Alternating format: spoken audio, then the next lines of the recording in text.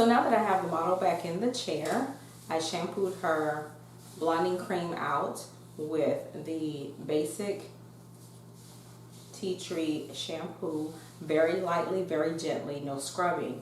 That was just to ensure that I had removed all of the residue off of the hair.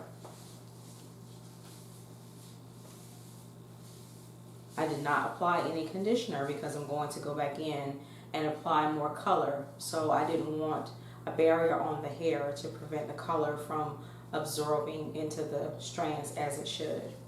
What I also used on her edge here is basic scalp guard base.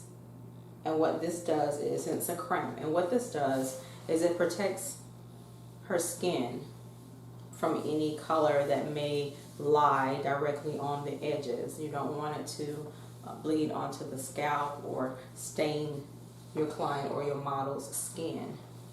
You want their color service to be flawless, and this is definitely one of the ways to achieve a flawless look.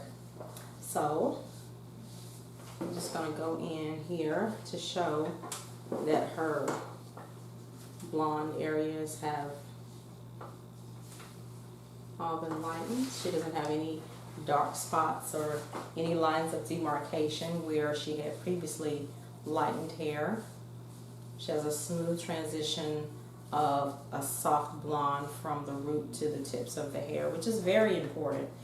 You want to make sure that you have a nice, even, slaked, nice palette before you begin your color service.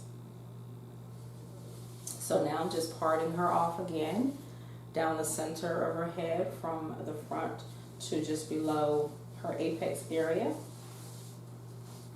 And this is again to make it easier for color application and even distribution of the color. And I have my handy clips already in place for one side. And what I've done is I've already mixed my color, which again, whenever you rinse or shampoo your client, if it's a two-step color process, it's best to go ahead and lay out the items you'll need for your next steps. That will give you an easier transition into that step. So my model, she wants vibrant color, and she wants to see the color when she pulls it back, if it's down, if it's going forward, if it's up. She wants to be able to see just an array of color.